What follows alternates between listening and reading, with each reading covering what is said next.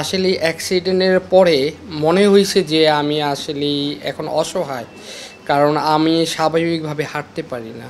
আমার ২ পায়ে ৭ বার সার্জারি করা হইছে। দর্শক স্ক্রিনে আমার পাশের মানুষটাকে দেখে চিনতে পারছেন কি? হ্যাঁ, ইনি ফাহিমুল হক মিলন, যিনি লাল সবুজের পতাকা হাতে বাঘের বেশে ক্রিকেট মাঠ দাপিয়ে বেড়ান বাংলাদেশ দলকে সাপোর্ট করতে। আজ কথা বলবো তার সাথেই।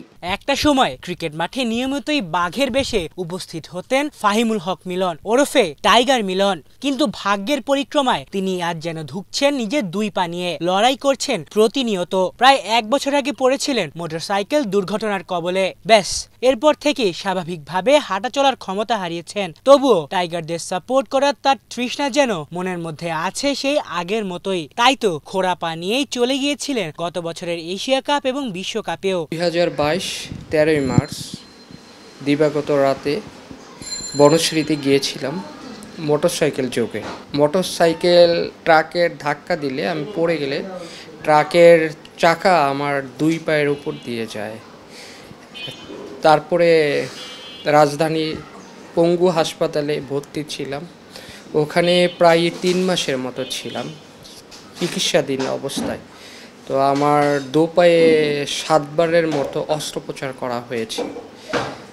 এখন বাসায় অবস্থান করছি।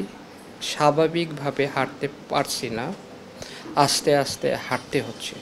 তো স্বাভাবিকভাবে কবে হাঁটতে পারবো তা বলা যাচ্ছে না। আসলে গিয়েছিলাম, এতদিন বাসায় হাসপাতালে ছিলাম, আর মানে আমার ভালো লাগে নাই যে একটু যাই, বাংলাদেশকে সাপোর্ট করি, বাংলাদেশের পতাকা বিশ্বের দরবারে তুলে ধরি।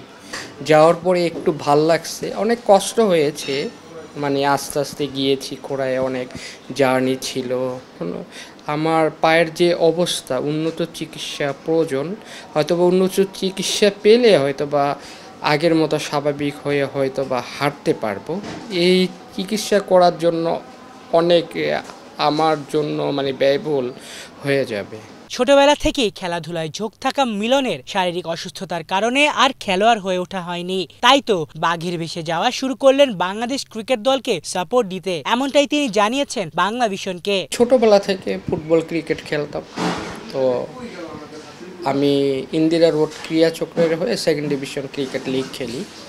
তখন জন্ডিস হওয়ার পরে আর খেলা সম্ভব হয়নি। তারপরে ভাবলাম যে বাংলাদেশের সাথে কিভাবে থাকতে পারি। তখন ওই বাংলাদেশে টাইগার মাস্কট হয়ে যাই, বাংলাদেশের পতাকা বিশ্বের দরবারে তুলে ধরি। সেটা শুরু হয়েছিল 2011 ওয়ার্ল্ড কাপে, যেটা বাংলাদেশ বনাম ওয়েস্ট ইন্ডিজের মধ্যকার ম্যাচ ছিল। আজই ঘোষণা হয়েছে বাংলাদেশের টি-20 বিশ্বকাপ স্কোয়াড। তাই তো এই টুর্নামেন্টকে সামনে রেখে টিম টাইগার্সের উপর ভীষণ আশাবাদী মিলন। তার স্বপ্ন এই টুর্নামেন্টের সেমিফাইনালে খেলবে বাংলাদেশ।